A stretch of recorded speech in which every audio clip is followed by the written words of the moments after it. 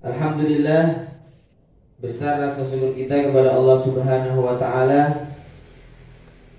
Pagi hari ini, di hari Jumat, di hari yang mulia ini, kita ditakdirkan kembali bisa bermuwajahah, bisa bertatap muka meskipun via Zoom dalam rangka zikir bersama, tilawah suratul Kahfi, dan juga majelis ta'lim mengkaji dari hadis dan juga keterangan-keterangan dari para ulama yang berkaitan dengan hadis tersebut, guna kita sebagai thalibul alim, guna kita sebagai penuntut ilmu agama terus mengupdate, terus memperkaya dari ilmu pengetahuan agama yang insya Allah ketika orang itu kaya dengan ilmu agama, dia akan lebih dekat dengan surga Allah Subhanahu wa taala. Yang saya muliakan, santriwan, santriwati, asatidz dan asatidzah, pengajar, pengasuh, dan juga yang saya muliakan segenap teman-teman dari kepengurusan Yayasan Askar Kauni Pusat, Ustadz Alif, Ustadz Cahyo, Ustadz Habib, Ustadz Hilal yang saya muliakan, dan juga guru besar kita Ustadz Bobi Harwibowo, dan juga keluarga Umi Maya, Pak Bideni, dan semuanya dari guru-guru kita semuanya di Askar Kauni. Kita berdoa kepada Allah Subhanahu wa taala, semoga beliau-beliau diberikan kesehatan, panjang umur, sehingga kita semua terus terbimbing oleh beliau semuanya ke jalan Allah Subhanahu wa taala, ke jalan sunnah dari Nabi Muhammad sallallahu alaihi wasallam. Amin ya rabbal alamin. Santriwan dan santriwati yang Ustadz ta'zimi, yang Ustadz muliakan, yang Ustadz sayangi, yang Ustadz cintai, begitulah saya sampaikan di muka tadi, bahwa ketika kita terus memperkaya diri kita dengan ilmu, tentunya ilmu agama, maka kita ini akan selalu terus semakin dekat dengan surga Allah Subhanahu wa taala. Ya. Karena apa? Nabi menyampaikan orang itu kalau pengen ke surga pakai ilmu. Ya, ulumuddin. Baik yang dikaji dengan Al-Quran, intisarinya, tafsirnya, penjelasannya, baik juga dari hadis, syarahnya, kajiannya, penjelasannya dari para ulama, ataupun dari ilmu-ilmu yang sudah matang seperti fikih, ya, seperti ilmu tasawuf, ilmu akhlak. Semua itu merupakan perasan dari intisari Al-Quran wal hadis Nabi Muhammad SAW. Para ulama ini sudah mengawal dari generasi ke generasi ilmu, bermacam ilmu yang sudah beliau telurkan, dan semua niatus salihah. Beliau punya niat yang mulia untuk berdakwah, untuk mengkondisikan bagaimana dari dakwah Nabi, perjuangan Nabi Muhammad ini terus lestari sampai hari kiamat. Ya, terus lestari sampai hari kiamat, dan bisa dinikmati dengan sajian-sajian ilmu dan kitab-kitab yang merupakan peninggalan beliau semuanya. Maka sebagai thalibul ilm, sebagai penuntut ilmu, sebagai hafidhul Quran, kalian semua jangan pernah kenyang dengan ilmu. Jangan pernah berhenti melahap dari ilmu hadis, tafsir, dan juga ilmu fikih dan ilmu-ilmu yang lainnya dari pengetahuan ilmu agama. Karena apa? Semakin orang itu kaya dengan ilmu, dia semakin dekat dengan surga Allah Subhanahu wa taala. Dia akan semakin cinta dengan sunnahnya Nabi Muhammad SAW. Dia akan semakin gemar dengan amal saleh. Ustaz tanya, dengarkan nih santriwan dan santriwati semuanya. Ustaz tanya, orang itu akan semangat beramal soleh jika dia mengetahui dari janji-janji pahala atau anugerah keagungan dari amal soleh tersebut. Betul apa tidak? Betul apa tidak? Setiap pagi rasanya, ya, sebelum sholat subuh terniang-niang nih di hati kita, di telinga kita, bahwa rakaat yang pendek itu Rakaat yang ringan itu, qabliyatus subuh, itu dipahalai sama Allah seperti bersedekah dunia dan seisinya. Itu masih satu hadis, belum hadis yang lainnya. Itu masih satu pengetahuan ilmu agama, belum pengetahuan ilmu agama yang lainnya. Kok bisa Ustaz? Karena Nabi menyampaikan rakaatul fajri khairun minad dunya wa ma fiha. 2 rakaat qabliyah subuh itu pahalanya lebih besar daripada bersedekah dari harta yang halal seukuran dunia dan seisinya. Kita punya Alphard saja, kita punya uang 1 triliun saja, belum tentu kita punya hati yang dermawan sehingga bisa kita infakkan semua harga kita 1 triliun itu. Ya, belum bisa tuh kita punya hati, punya Alphard dijual dan semua uangnya ditransfer untuk kebutuhan saudara-saudara kita di Palestina. Belum bisa seperti itu.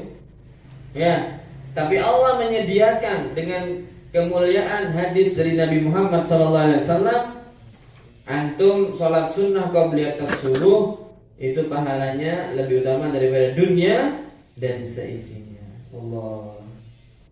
Kita punya Nabi Muhammad. Kalau tidak punya Nabi Muhammad, Nabi tidak nyampaikan hadis ini, tidak punya pahala ini. Maka kita harus fanatik dan cinta kepada Nabi Muhammad SAW, karena beliau adalah pintu kita kepada Allah Subhanahu wa ta'ala. Orang Yahudi, orang Nasrani ngaku cinta kepada Allah, tapi tidak cinta sama Rasulullah, bahkan menafikan kenabian dan kerasulan Nabi Muhammad SAW, tidak diterima cintanya. Ya, sampai Allah mengatakan, "Qul in kuntum tuhibbunallah fattabi'uni yuhibbukumullah." Yahudi ahlul kitab, Nasrani ahlul kitab, katanya ente cinta sama Allah. Maka Nabi Muhammad diwahyukan, katakan sama mereka, Nabi Muhammad, "Qul in kuntum tuhibbunallah."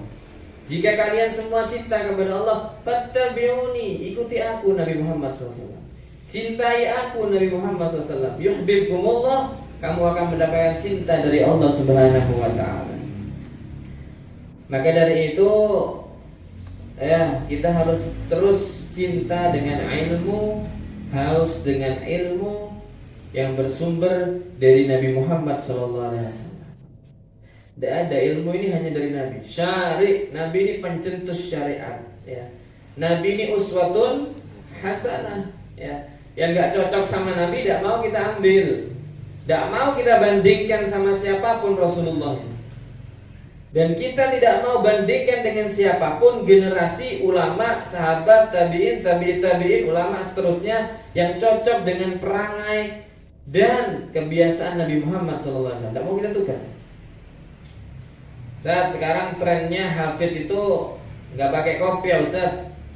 Ya apa tabi'in? Kalau baca Quran pakai kopiah. Ya kita tidak mau tukar dengan tabi'in yang ikut dengan Nabi Muhammad SAW. Ustaz sekarang ini di YouTube hafid itu semuanya keren, Ustaz. Ya, nggak pakai kopiah, ini jauh dari sunnah. Tidak mau kita tukar dengan generasi para sahabat yang merupakan murid terbaik Nabi Muhammad SAW. Ya, kita ini orang salaf, kita ini pengikut aslafun shalihun. Ya, kita harus benar-benar teliti bagaimana mereka, kita ikuti mereka dan kita tidak mau tukar dengan siapapun. Karena kita pengen dekat dengan Nabi Muhammad melalui apa yang menjadi peninggalan dari Nabi Muhammad SAW. Salah satunya pada pagi hari ini kita akan membahas satu hadis dari Bulughul Maram yang merupakan hadis ini juga peninggalan dari Nabi Muhammad SAW. Ya. Bulughul Maram pada pagi hari ini kita sudah memasuki dalam babul wudu. Ya. Bab penjelasan tentang wudu. Ada beberapa hadis di sini, ya, yang merupakan penjelasan dari wudu. Memang beliau muallif, ya, Ibn Hajar itu menyusun kitab ini sesuai tema, ya. Kalau wudu maka hadisnya semuanya berhubungan dengan wudu, ya. Hadis yang keberapa, Ustaz? Hadis yang ke-29. Ya. An Abi Hurairah radhiyallahu an Rasulillah sallallahu alaihi wasallam qala laula an asyqa ala ummati la amartuhum bis-siwaki ma'a kulli wudu'in. Ya. Wa fi riwayatin akhar ma'a kulli sholatin. Ya. Diceritakan dari Abu Hurairah. Abu Hurairah ini sahabatnya Nabi yang banyak meriwayatkan hadis. Ya. Beliau ini sahabat dekatnya Nabi Muhammad SAW. Beliau pernah mendengar Nabi Muhammad SAW bersabda, laula, seandainya tidak, an asyukka, sekiranya aku memberatkan, seandainya tidak memberatkan, gitu dah gampangannya ya, ala ummati, terhadap umatku, la amartuhum, maka benar-benar aku akan perintahkan mereka semuanya umatku bisiwaki, dengan bersiwak ma'akul liwudu'in, setiap kali mereka mau berwudu. Ya. Akhrajahu Malik wa Ahmad wa Nasa'i wa sahahu Ibn Huzaimah wa dzakarahu al-Bukhari ta'liqan. Hadis sahih ya. Diriwayatkan oleh Imam Malik, Imam Ahmad, Imam Nasa'i, dan disahihkan oleh Imam Ibnu Khuzaimah. Nabi Muhammad di sini menyampaikan, seandainya tidak merepotkan, maka aku akan wajibkan kepada umatku perintah wajib untuk bersiwak setiap wudu. Ya. Maka di hadis ini ada satu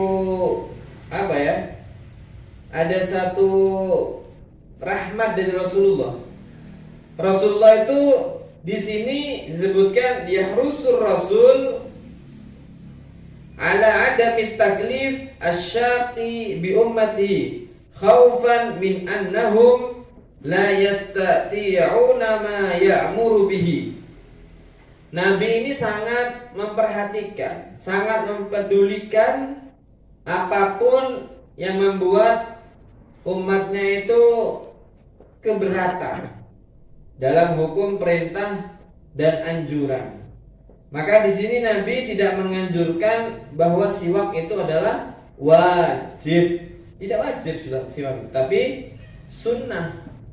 Jadi kalau ada orang mengatakan siwak itu tidak ada dasarnya, tidak sunnah, ya mungkin belum ketemu hadis ini. Tidak ada siwak itu. Kata siapa siwak itu sunnah? Nah ini hadisnya. Ya, kalau antum memahami, Nabi itu sebenarnya mewajibkan sebenarnya, tapi karena beliau rahmat kepada kita, berbelas kasih, berkasih sayang kepada kita, takut merepotkan, Nabi tidak mewajibkan. Maka sunnah siwak tersebut di sini disebutkan waqad akada an-nabiyyu istihbabu siwaki indal wudu'i wa indas salati wa indal qira'atil qur'ani wa indal istiqadi minan naumi wa indat taghayyuril fammi wa warada fi fadlihi akthar min mi'ati hadis wa wa'ajaban li sunnati fiha hadzal fadl adim. Di sini disebutkan ya, Ustaz pakai kitab Ibanatul Ahkam Syarah Bulughul Maram. Ya, karya dari Abah dari Sayyid Muhammad bin Ali Al-Maliki, Sayyid Abbas, ya, Al-Maliki Makkahul Mukarramah. Beliau di sini menyebutkan Nabi itu sebenarnya sangat-sangat menganjurkan siwak itu dalam beberapa keadaan. Ya. Di sini disebutkan ketika wudhu itu sunnah siwak, ketika mau sholat, ketika mau baca Quran, mau ngajar taklim, mau ngajar hadis, tafsir, itu sunnah bersiwak. Makanya Ustaz ngantongin siwak nih. Ya. Kalau antum nanti perhatikan, anak mau baca hadis tadi pakai siwak. Ya. Dan beberapa keadaan lainnya seperti bangun tidur, ya. Dan ketika berubahnya bau mulut menjadi tidak sedap, tidak enak baunya, itu sunnah untuk bersiwak. Karena dulu tidak ada pasta gigi dan sikat gigi, Nabi saat itu mengajarkan para sahabat untuk sering-sering bersiwak. Ustadz, apa boleh ketika kita gosok gigi diniatkan bersiwak? Boleh. Ya. Kita bangun tidur gosok gigi. Itu disunnahkan untuk bersiwak. Ya, karena apa? Itu indal istighfar minan naum. Maka sunnah bersiwak. Gosok giginya kita bangun tidur, ya, mau sholat subuh atau mau qiyamul lail sebelum subuh, gosok gigi itu sunnah. Sunnah itu apa kemarin saya sampaikan? Ditinggalkan nggak dosa, dikerjakan dapat pahala.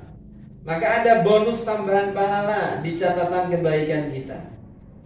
Dan jangan diremehkan, ada satu hadis, ya. Ada satu hadis begini, man ahya sunnati faqad ahabbani wa man ahabbani kana ma'i fil jannah. Barang siapa menghidupkan sunnahku. Artinya Rasulullah pakai kata ahya sunnati, menghidupkan sunnahku. Banyak masyarakat, banyak umatnya Nabi, hambanya Allah tidak peduli dengan sunnah itu. Tapi orang tersebut dihidupkan kembali. Orang tidak banyak bersiwak, dia bersiwak. Faqad ahabbani, maka dia telah benar-benar mencintai aku. Orang kan banyak mengaku cinta sama Rasulullah. Banyak pada banyak? Santriwati saya tanya, banyak nggak orang mengaku cinta sama Rasulullah? Banyak tak banyak? Banyak. Tapi ada buktinya. Buktinya apa? Ihya sunnati Rasulullah Muhammad SAW. Bukti cintanya itu gede di hatinya kepada Rasulullah. Dia selalu gemar menghidupkan sunnah Nabi Muhammad SAW. Lanjutannya hadis, waman ahabbani, siapa yang sudah terbukti cintanya kepadaku dengan cara menghidupkan sunnahku, kana ma'i fil jannah, dialah yang akan bersamaku di surga Allah Subhanahu wa ta'ala. Jadi nggak bisa orang itu masuk surga bareng Nabi kalau dia nggak hidupin sunnahnya Nabi. Qobliyah, ba'diyah sembarangan, duha liburan ndak duha, sholat berjamaah ndak sholat, ya, potongan rambutnya koza. Apa itu koza Ustaz? Tipis kanan, tipis kiri, yang tengah ada. Antum baca kitab fikih, ada salah satu keterangan bahwa kalau kita mencukur rambut itu jangan sampai koza. Koza dalam bahasa Arab itu tipis kanan, tipis kiri, yang tengah masih tebal. Itu namanya koza. Ya. Itu makruh. Ya, kalau makruh berarti dia setiap detiknya, setiap menitnya jauh dari sunnah dari Nabi Muhammad SAW. Ya, bisa jadi dia dengan Nabi hubungannya jauh. Maka dari itu, mari ya kita banyak menghidupkan sunnah Nabi Muhammad SAW sehingga kita terbukti cintanya kepada Nabi Muhammad SAW, dan sehingga kita satu rombongan bersama Nabi Muhammad SAW masuk surga Allah Subhanahu wa ta'ala. Itu sukses yang sesungguhnya. Itulah sukses yang sesungguhnya. Adapun di dunia ini suksesnya masih belum sesungguhnya. Al-Quran berbicara faqad faza, telah benar-benar beruntung dan sukses. Faman zuhziha 'anil nar wa udkhilal jannata faqad faza. Siapa orang diselamatkan dari neraka, dimasukkan ke surga, itu orang yang sukses. Ya. Caranya gimana Ustaz? Ya ikutin Nabi Muhammad. Apa yang wajib dijalankan, yang haram ditinggalkan, sunnah ditingkatkan, cinta dengan Quran, cinta dengan ilmu, cinta dengan amal soleh, cinta dengan guru-guru yang soleh, sehingga terturang akhlak dan semangat ibadah beliau, semangat dakwahnya beliau. Begitu jalannya ke surga. Itu orang yang sukses. Dan insya Allah dunianya akan berkah. Ya, dunia akan ikut sendiri. Karena apa? Orang soleh tidak mungkin akan tidak dibagi oleh Allah Subhanahu wa ta'ala. Ya, orang yang soleh akan dibagi karunia banyak deras dari Allah Subhanahu wa ta'ala. Rizki yang bagus, komunitas yang bagus, teman-teman yang baik, ya, peluang dakwah, peluang pekerjaan, peluang bisnis akan diberikan oleh Allah jika dia soleh dan hatinya selalu sambung dengan Nabi Muhammad dengan mengamalkan sunnah dari Nabi Muhammad SAW. Begitu santri ya. Jangan mondok kok tidak terlihat cahayanya Nabi Muhammad. Ya. Mondok 3-4 tahun qobliyah ba'diyah masih asal-asalan di rumah. Libur 21 hari, 27 hari di rumah hilang semua sudah. Sholat berjamaahnya hilang, qobliyah ba'diyahnya hilang, murojaahnya hilang. Berarti belum sungguhan cintanya dengan Nabi Muhammad SAW.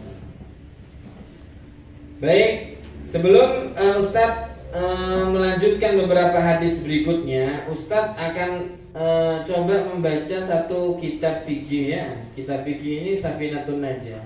Ya. Safinatun Najah ini berhubungan dengan wudu. Ya. Di sini Ustadz akan membacakan furudul wudu. Ya, perhatikan kalau bisa dicatat ya. Dan nanti mungkin sudah terulang pelajaran ini oleh ustadz-ustadz di pondoknya masing-masing. Tapi tidak ada bosan tentang ilmu. Ya. Antum kalau bosan dengan ilmu, berarti bosan dengan peninggalan Nabi Muhammad SAW. Ya. Ustadz, saya ini cinta dengan Nabi Muhammad, cinta dengan nabiku Nabi Muhammad SAW. Pengen nanti masuk surga bersama beliau. Tentunya semua yang berhubungan dengan beliau adalah gede di hatiku, gede di penglihatan dan pemikiranku. Ya. Ini ilmunya Nabi Muhammad ini jangan pernah diremehkan. Allah Ustadz sudah pernah tuh furdunya wudu sudah pernah diajarin. Nah, dengerin dulu ya, barangkali nanti ada yang baru atau mungkin ada penjelasan-penjelasan yang tambahan. Ya. Furudul wudu sittatun. Fardunya wudu ada 6. 6 ini merupakan kunci wudunya sah. Paham ya? Kalau enggak 6 ini dipenuhi, enggak sah wudunya. Kalau enggak sah wudunya, enggak sah sholat. Yang tadi Ustaz katakan dapat pahala seperti bersedekah dunia dan seisinya jika wudunya sah. Kalau wudunya enggak sah sholatnya. Apa yang pertama? Al-awwalu an-niyatu. Yang pertama adalah niat. Niat itu apa, Ustaz? Di sini disebutkan wa syar'an qasdu syai' muqtarinan bi fi'lihi. Ya.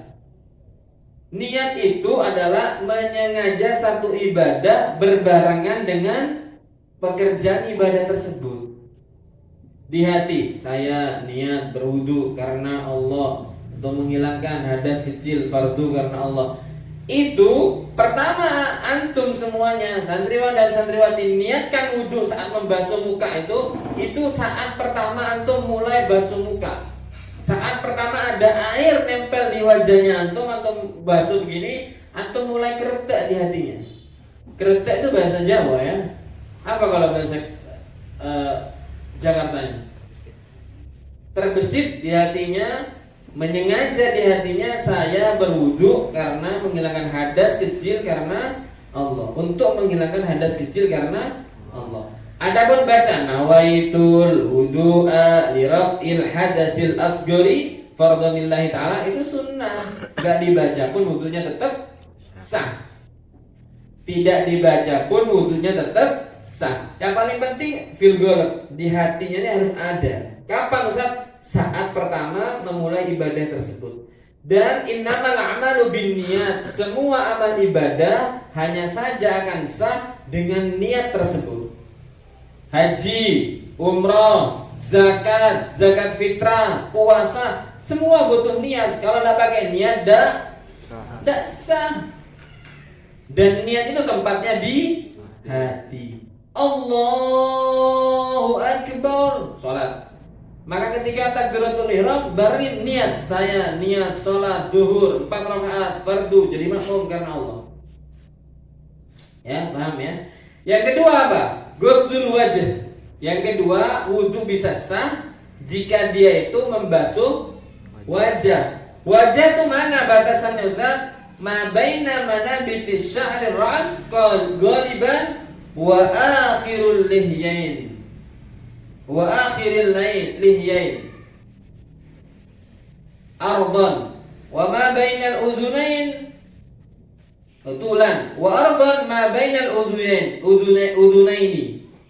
Berarti kan, kalau antum pengen tahu batasan wajah, wajah itu adalah di antara tempat tumbuhnya rambut secara kebiasaan manusia pada umumnya. Pergi umroh, ya, amin ya, semoga kita semua ditakdir umroh atau haji, atau ada yang berkunjung ke Gaza, ke Palestina, itu antum mungkin banyak menemui orang-orang Arab yang tumbuh rambutnya lebat, atau orang-orang Bangladesh, orang-orang India begitu, itu tumbuhnya banyak di sini, ya. Maka dia wajahnya tetap terhitung dari sini. Ghaliban, kebiasaannya manusia tumbuhnya dari sebelah sini. Atau ada orang botak, mohon maaf ya, bukan Ustaz mencaci orang botak, bukan. Ada orang botak, rambutnya gak ada Ustaz, berarti wajahnya sampai ke belakang. Tidak. Di sini sebutnya min mana ma baina manabitish sya'rir ra'si ghaliban. Kebiasaannya di mana? Sini kan? Maka dari sini sampai dua rahang ini. Rahang kalau laki tumbuh apa? Jenggot. Nah, di sini itu namanya wajah. Itu panjangnya. Wa ardon, dan lebarnya itu antara telinga satu, daun telinga ini dengan telinga ini. Maka dia tarik garis bulat atau melingkar, itu namanya wajah. Ya. Maka di sini ada bagian yang tidak terkena. Karena di sini begini kan ya. Nah, kalau di sini ada rambutnya agak ke belakang, kalau di sini ada rambutnya agak ke belakang, maka tidak terkena di sini. Ini bukan wajah sudah. Ya, paham ya? Itu wajah. Wajib semuanya terbasuh. Tidak boleh tidak terbasuh. Ya. Semuanya harus basah dengan air wudhu. Ya. Makanya perempuan hati-hati ya, santriwati dengarkan nih. Kalau antum sholat, ya kemudian sholatnya itu mukenahnya agak ke belakang begini, di sini mukenahnya, nih batas gamisnya Ustaz nih, andaikan ini mukenah, di sini taruh mukenahnya, tidak sah sholatnya. Karena apa? Dalam sholat perempuan itu boleh terbuka wajah dan telapak tangan. Sedangkan batas wajah sampai sini toh, maka mukenahnya harus gini. Gak boleh ke belakang sedikit begini. Ini bukan wajah sudah. Ya. Begitupun perempuan yang mengikuti pendapat bahwa wajah itu bukan aurat, maka kalau pakai jilbab kemana-mana, ke tempat umum atau ke pasar atau ke perbelanjaan gimana pun, maka harus menutup sampai sininya. Kalau kelihatan dagunya, dia membuka aurat.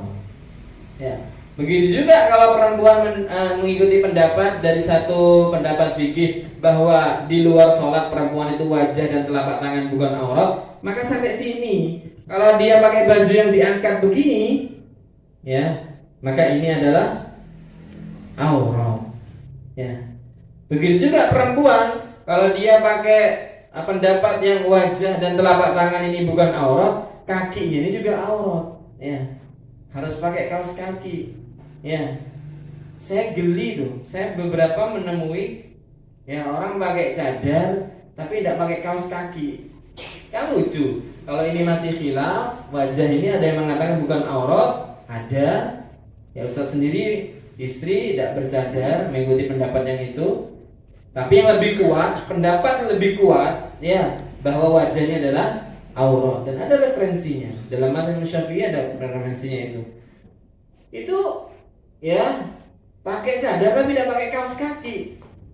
Ya kan cuma ke teras, hatta ke teras. Kalau kemungkinan antum ada ketemu dengan ajnabi, laki-laki yang bukan mahramnya tetap ke depan Ustaz, toko depannya Ustaz, itu tetap pintu gerbang ini tetap, maka tetap harus menutup dari kaki tersebut. Karena kaki itu menurut bagi seorang perempuan adalah aurat dan tidak ada khilaf. Ya, dari 4 madhab tidak ada khilaf bahwa kaki adalah aurat bagi perempuan. Yang ketiga apa dalam wudu? Ghuslul yadain ma'al mirfaqain. Ya. Membasuh tangan sampai sikut. Semuanya dah, ya, semuanya ini dari ujung sini ya harus terbasahi sampai sini. Dan perhatikan, perhatikan santriwan dan santriwati, ini semua yang dibasuh tidak boleh ada alladzi yamna'u usulal ma'ilal bashar. Ya, tidak boleh ada sesuatu yang mencegah sampainya air kepada kulit atau kukunya. Paham ya? Ustaz, tadi saya tuh nulis Ustaz, ada tip X cekep nih ini Ustaz, nempel di sini, maka tip X-nya harus dihapus. Hati-hati juga ya, santriwati yang pakai pitek ya. Piteknya ini jenis pitek apa? Kalau seperti semacam kunyit itu kan mewarnai ya, yang meninggalkan warnanya saja. Tidak ada sesuatu kalau dikerik gini ikut. Ya. Kalau piteknya seperti, mohon maaf ya, pacar itu dalam bahasa Jawa satu daun. Daun itu kalau ditumbuk kemudian ditempelkan di kukunya ini maka menjadi merah. Nah, jenis pacar seperti itu atau disebutnya henna, maka itu boleh saja dipakai. Tapi kalau pitek, saya lihat ya, kadang saya kan juga lihat Instagram ada beberapa ya, itu perempuan pakai pitek yang benar-benar menutupi kukunya dengan sesuatu. Apa Ustaz? Ya tidak tahu, kayak semacam cairan, kemudian dia itu melengket dan dia itu menutupi kukunya. Ini kira-kira kena air mana? Kena air mana? Menutupi air mana? Saat wudu atau saat mandi junub atau saat mandi selesai haid, kena air mana?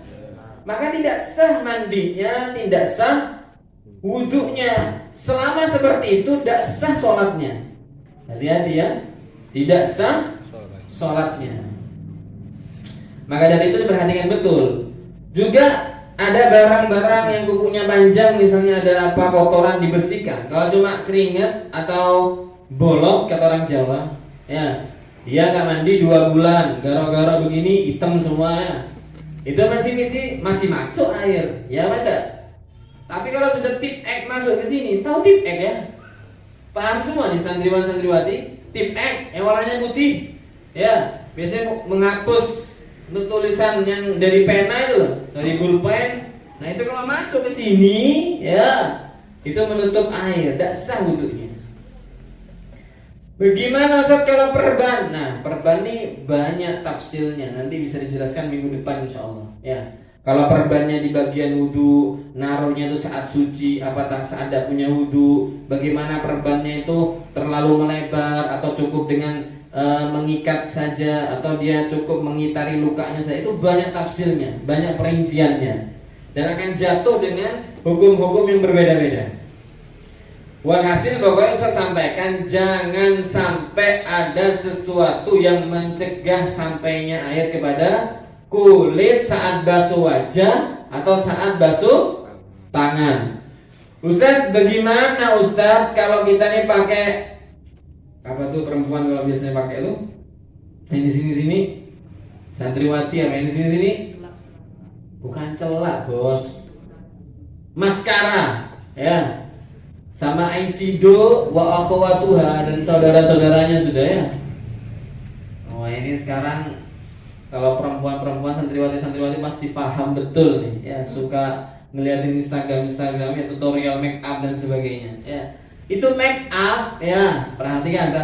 Nih mumpung Ustaz bilang menjelaskan tentang wudu. Itu make up ya, kalau tidak dihapus terlebih dahulu, dipaksain wudu, itu tidak sah wudunya. Kenapa? Yang pertama perhatikan. Kalau make upnya tebel ya. Bukan tebes sampai tebel, make upnya itu tebel ya, enggak make up minimalis ya, maka dia itu kalau kena air kemungkinan tidak masuk airnya, ya banda, ya tidak. Kalaupun dia luntur, maka dia merubah statusnya air.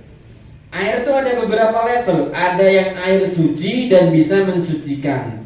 Ada air yang suci saja tapi tidak bisa mensucikan. Nah, Kalau air yang suci dan mensucikan tadi seperti air keran, air kamar mandi dan sebagainya itu air suci dan mensucikan. Tapi kalau dia tercampur dengan sesuatu yang suci dan merubah dari sifat air tersebut, maka statusnya yang suci dan mensucikan berubah menjadi suci saja, tidak bisa mensucikan. Artinya tidak bisa mengangkat hadas yang ada di wajah tersebut.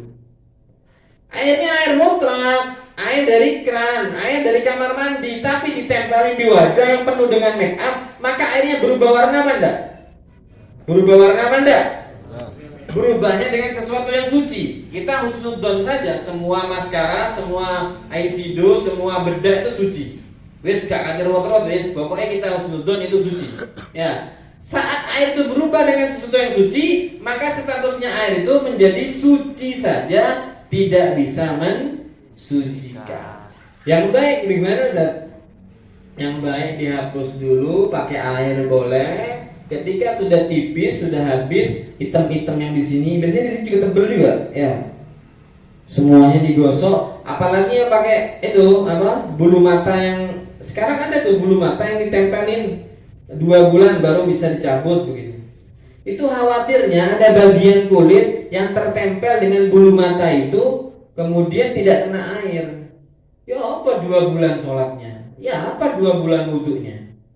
Ala Ustadz, masa gara-gara bulu mata tidak sah wudhunya loh? Kalau itu ada titik-titik yang tidak kena air gara-gara tempelan dari bulu mata yang ditempel itu, ya apa? Masa nggak ada? Masa nggak ada satu tempat, satu meskipun berapa titik di sini? Ya, ada tuh. Ada. Ada kan perempuan sekarang yang tempel bulu mata, ya permanen. Daripada coplok Ustaz, tempel segini. Ya lek bojoku tak amuk ya. Gak boleh ya, nanti bisa tidak sah wudhu atau mandi junubnya. Ya. Ruwet Ustaz. Iya gak ruwet. Ya. Nanti jadi muslimah yang baik gak ruwet. Sing ruwet itu sing aneh-aneh. Ya. Kalau dihapus gimana Ustaz? Dihapus sah wudhunya. Karena apa? Airnya sudah tidak mungkin terkontaminasi dengan bedak atau maskara atau dari eyeshadow tadi itu. Ya. Lanjut. Tuh ini. Yang keempat, Arabiu mashu syai'in minar ra's. Ya. Mengusap sebagian dari rambut. Ya. Jadi setelah basuh pertama apa? Niat. Yang kedua apa? Basuh tangan. Yang kedua apa? Yang pertama apa? Niat. Yang kedua basuh. Yang ketiga basuh tangan sampai sikut dua-duanya. Semua kena air nih. Ya. Kemudian yang keempat, mengusap sebagian rambut. Kok mengusap saja? Memang perintah ayatnya begitu. Idza kuntum minas sholati fagsilu wujuhakum wa aydiyakum ilal marafiqi wamsahu biru'usikum. Ya. Karena yang depan tuh fagsilu wujuhakum wa aydiyakum. Kemudian ada muncul lagi wamsahu biru'usikum. Nah, habis wamsahu ada ba-nya itu bermakna ba'd. Bi ba'di ru'usikum. Ya, wamsahu bi ba'di ru'usikum. Tafsirnya begitu. Antum cek di tafsir. Ya. Wamsahu bi ba'di ru'usikum. Maka boleh cuma ngusap sebagian saja, tidak perlu semuanya. Ustaz, kalau pengen semuanya, sunnah, pahalanya bonus. Karena Nabi pernah ngusap semua kepalanya dengan air. Gimana ngusap itu? Kalau gambiar kan begitu tadi dia basuh ya. Kalau ngusap dibasahin tangannya, diusap begini. Ingat ya, wamsahu biru'usikum. Jadi yang diusap itu kepalanya. Kalau kepalanya tidak ada rambutnya, ya kepalanya itu dah. Ustaz, botak ya? Ya sebotak itu wis diusap. Ustaz, ya apa Ustaz, rambutnya sampai ke bawah sini Ustaz. Saya perempuan wudhu di kamar mandi tidak kelihatan orang. Saya basuh sebagian di sini Ustaz, di ujung sini rambut saya. Bukan wamsahu bisya'ar, bukan wamsahu bi ba'di syu'ur, bukan. Tapi biba'dir ras. Kalau antum basuh perempuan di kamar mandi tidak kelihatan auratnya di satu ruangan, dibasuh di sini rambut yang memanjang ke bawah, tidak sah wudunya. Karena apa? Antum mengusap rambut, bukan mengusap kepala. Makanya diusap kepalanya, bukan rambutnya. Atau laki yang gondrong lagi di sini di pundak sini, rambutnya yang diusap, tidak sah. Karena mengusap rambut, bukan mengusap kepala, bukan mengusap rambut. Baik ya, lanjut. Al-khamis, ghuslur rijlaini ma'al ka'baini. Ya, membasuh kaki sampai mata kaki. Masa Ustaz mau ngangkat kakinya Ustaz, diliatin mata kakinya? Enggak ya? Itu dah yang benjol kanan kiri itu loh. Ya. Benjolan terakhir itu batas terakhirnya sudah. Bukan benjolan yang bawah ya, yang paling tinggi ke atas. Benjolan mana? Nah, udah mendatar lagi. Coba diraba semua, diraba. Enggak apa-apa, ini belajar harus praktek. Nah, diraba ketika sudah, mohon maaf ya, itu kayak gunung kan, menggunung kan. Ketika sudah melembah dikit, udah nggak benjol lagi. Nah, itu batas terakhirnya. Paham ya? Itu harus basah semuanya. Semuanya Ustaz, kayak semacam orang pakai kaos kaki. Bawah semua jari jemarinya semua harus kena dibasuh basah. Tidak boleh tidak basah. Nah, yang keenam, tartib. Tidak boleh urut. Tidak boleh tidak urut. Karena apa? Ayatnya urut ya. Fagsilu biwujuhikum wa aydiyakum ilal marafiqi wamsahu biru'usikum wa arjulakum ilal ka'bain. Maka urut muka, tangan, kepala, dan kaki. Gak asik Ustaz, dari dulu wudunya gini-gini tok. Kurang kreatif Ustaz, saya mau wudu kaki dulu Ustaz. Habis itu rambut, kepala Ustaz. Habis itu wajah. Biar ada modelnya Ustaz, biar ada variasi baru. Gak iso, gak sah wudunya. Karena apa? Target merupakan fardu dari wudu. Ya. Itu ya. Yang terakhir saya ingin sampaikan. Ya, ini juga mungkin menutup dari pembahasan kita pada pagi hari ini. Ya, tentang nawaqidul wudu. Ya, hal-hal yang membatalkan wudu. Di sini Safinatun Najah menjelaskan nawaqidul wudu'i arba'atu asya. Al-awwalu al-kharij min ahadis sabilaini min qubulin aw dubulin rihun aw ghairuhu illal maniyah. Perhatikan ya, yang batalin wudu itu ada berapa? Ada 4.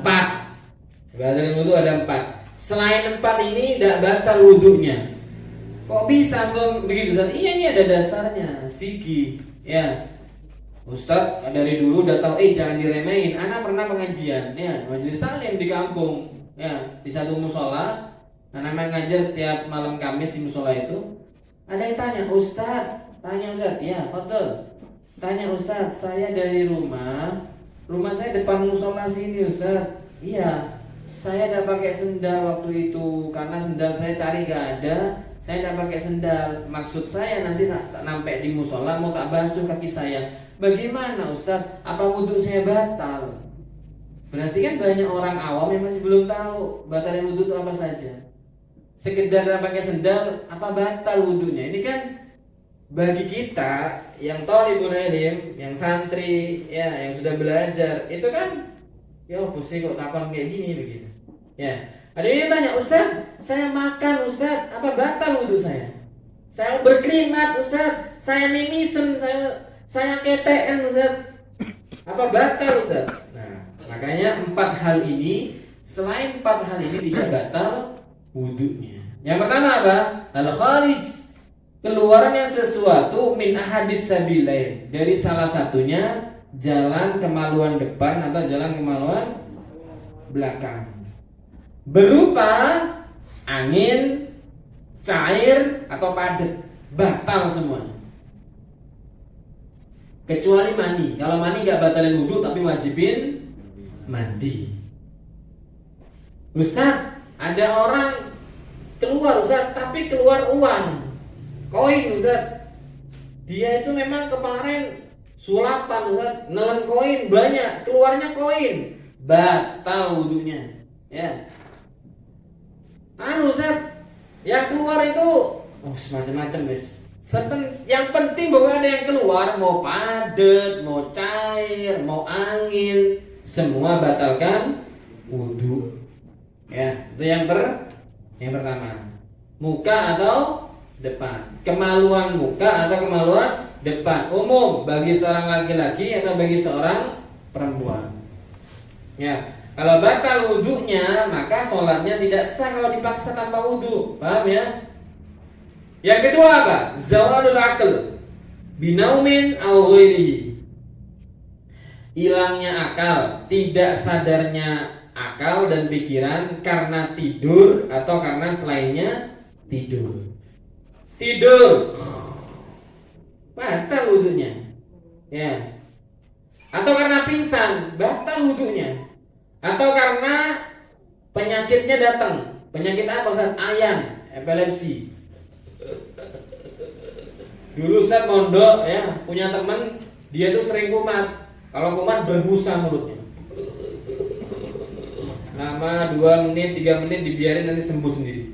Bagaimana batal wudhunya? Batal. Kesurupan Ustaz, batal. Kalau memang hilang akalnya, siapa kau? Saya. Batal wudhunya karena dia tidak sadar. Siapa kau? Saya. Batal wudhunya karena apa? Akalnya sudah ditunggangin sama jin itu tadi. Ustaz tidak bahas surupannya, Ustaz bahas batal wudhu. Atau karena apa namanya lagi? Ya macam-macam, pokoknya hilang. Ya naudzubillah ya, karena mabuk. Ya. Pulang-pulang di meja ada botol, diminum. Gluk. Mabuk. Nggak sengaja, mungkin siapa naruh ya. Mabuk. Batal nggak batal wudhunya? Batal karena hilang ya. Di sini disebutkan kecuali tidurnya orang ya. Illa mana tadi? Illa nauma qa'idin mumakkinin maq'adahu minal ard. Kecuali tidurnya orang yang dia itu menetapkan, memantapkan duduknya kepada bumi atau yang dia duduki. Duduknya begini, tegap begini, bersila. Ya. Jadi mohon maaf sekali. Bokongnya ini, ya bagian yang dibuat kita duduk, masa duduk pakai tangan? Ya Ustaz tidak nyebutin tangan ya. Minta maaf sekali Ustaz nyebutin bokongnya ini, ya. Masa duduk pakai kepala? Kepalanya ini kan tak mungkin ya. Duduk pakai, mohon maaf, bokongnya ini mantap, duduknya pas begitu. Itu tidak apa-apa, tidak batal wudhunya. Tapi kalau sudah sempoyongan begini, diangkat-angkat batal wudhunya. Duduk Ustaz, tapi duduknya itu goyang-goyang begini, batal wudhunya. Ya. Atau yang diduduki ini sofanya membuat antum bergerak-gerak, terlalu apa ya? Sofanya terlalu empuk atau nggak apa ya?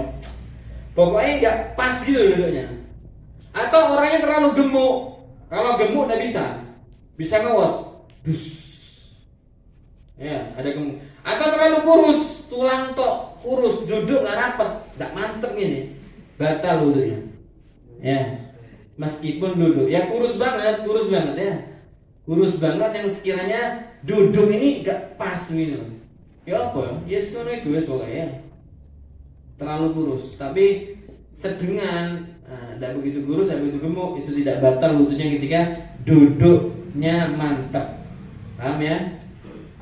Yang ketiga apa? Al-thalithu, ya, yang ketiga iltiqa'u basyaratai rajulin wa imra'atin kabiraini ajnabiyaini min ghairi hailin. Bertemunya kulit antara laki dan perempuan yang sudah sama-sama balik dan balighah yang bukan mahramnya. Perhatikan nih.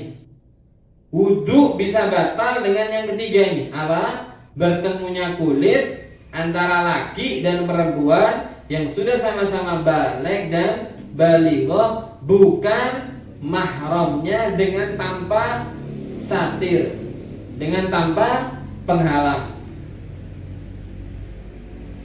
Ya bagaimana contohnya? Ya bagaimana? Kesentuh. Ya. Kalau sengaja menyentuh kan haram. Karena apa? Menyentuh perempuan atau seorang laki-laki yang bukan mahramnya ini terkena dosa maksiat. La ayyud'ana, kau sudah disebutkan hadisnya. La ayyud'ana fi ra'si ahadikum bimikhyatin min hadidin khairun min ayyamassa imra'atan la tahillu lahu. Seandainya ada paku yang ditusukkan di ubun-ubunmu, itu lebih baik daripada kau menyentuh perempuan atau seorang laki-laki yang bukan mahramnya. Seandainya tahu siksaannya di neraka, mending ditusuk gini daripada harus memegang dan menyentuh bersalaman dengan perempuan atau laki-laki yang bukan mahramnya. Kenapa? Di neraka adabnya, siksaannya lebih daripada sekedar ditusuk. Ya kalau kita hidup gini tusuk pakai paku gagal otak, bisa infeksi nih, otaknya bisa mati ya. Makanya jangan mudah salaman. Santri kok salaman sama bukan mahramnya. Santriwati kok salaman bukan mahramnya. Siapa mahram Ustaz? Perhatikan, sederhana ya. Ustaz sampaikan mahram itu adik dan kakak kandung seayah atau seibu. Adik atau kakak seibu saja. Satu kandung berarti. Atau ayah atau adik atau kakak sebapak saja, beda ibu. Ibunya beda, tapi bapaknya sama. Iya, berarti mahram. Istrinya bapak atau suaminya ibu, itu mahram. Anaknya Ustaz, ya, mohon maaf. Ada orang duda punya anak 2. Ya. Janda punya anak 2. Menikahlah si janda dengan si duda. Nah, masing-masing bawa anak tadi ya. Anak antar anak ini tidak mahram. Tidak boleh satu rumah tidak pakai kerudung, tidak boleh. Karena bukan mahram. Kok misalnya gini aja Pak, daripada kita nih buat besan baru, ya Pak, sama-sama anak dinikahkan. Tidak apa-apa. Ada janda punya anak dengan suami lain, punya suami baru. Suaminya bawa anak dengan istrinya yang dulu. Dinikahkan antar anaknya, ya tidak apa-apa. Maka dari itu statusnya batal wudunya, tidak boleh melihat aurat di rumahnya. Tidak pakai kerudung, Ustaz, siapa itu? Itu saudara tiri saya. Tidak boleh, itu bukan mahramnya. Apalagi sepupu, apalagi kakak ipar, adik ipar. Sampai Rasulullah dalam hadis Bukhari mengatakan, ittaqul hamwa. Hati-hati ya sama ipar-ipar itu, adik ipar, kakak ipar. Jangan dianggap mahram. Ada banyak orang, mohon maaf, naudzubillah min dzalik, ya, jatuh cinta sama kakak iparnya sendiri. Akhirnya selingkuh di belakang. Jatuh cinta sama adik iparnya sendiri, akhirnya selingkuh di belakang. Karena apa? Keseringan dia teledor meremehkan aturan dari agama Allah Subhanahu wa taala. Boncengan sama iparnya, ke pasar sama iparnya, curhat sama iparnya, dipeluk iparnya, kayak adik sih. Tidak bisa, itu bukan mahramnya. Makanya thalibul ilm, orang yang ngapalin Quran harus jeli dengan hal-hal seperti ini. Kalau bukan kita santri ini yang ngerti ilmu agama, kalau bukan kita orang penghafal Quran ini, siapa lagi yang mau mengamalkan seperti ini? Paham ya? Terakhir ya, ar-rabi'u masuk kubulil adami aw halqati duburihi bi batni rahati aw butunil asabi. Yang keempat yang batalin wudu adalah apa? Menyentuh kemaluan baik dari hewan atau kemaluan orang yang masih hidup, masih kecil atau yang sudah mati. Baik belum balik, masih kecil, udah mati atau hewan, dengan ini bibutunil asabi. Ya, dengan yang bagian putih ini loh, bukan yang ini ya. Mohon maaf ya, ada bayi, antum punya wudu dipegang, nyebokin misalnya, batal. Tapi kalau nyebokinnya begini, tidak batal. Atau nyebokinnya begini, ya nggak batal wudunya. Karena apa? Kan disebutnya bibutunil asabi, ya. Bibatnir rohati ya. Bibatnir rohati au butunil asabi, ya. Pakai ini atau pakai dalamnya jari-jari. Paham ya? Yang pertama batalan wudu, yang pertama apa yang pertama? Hilangnya akal karena tidur, pingsan dan semacam-macamnya. Yang kedua apa? Apa? Salah. Yang pertama keluarnya sesuatu dari jalan muka atau belakang berupa angin, padat atau cair. Yang kedua apa? Hilangnya akal, tidur, pingsan, macam-macamnya. Yang ketiga apa? Bersentuhan dengan yang bukan mahramnya. Kalau pengen cek ayat mahram nanti ayat berapa itu ya? Ada yang tahu? Ada yang ingat? An-Nisa ayat berapa itu? Itu ada ayat mahram.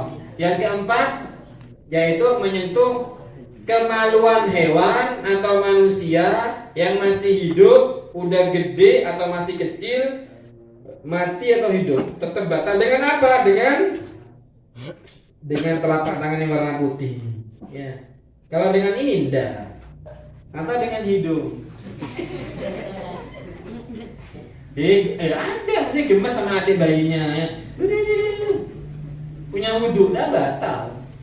Kan pakai hidung. Bukan pakai ini.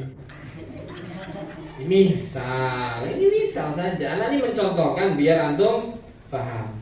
Mungkin itu pertemuan kita pada pagi hari ini. Ada yang mau dibahas, ada yang mau ditanyakan, kembalikan kepada Ustadz moderator.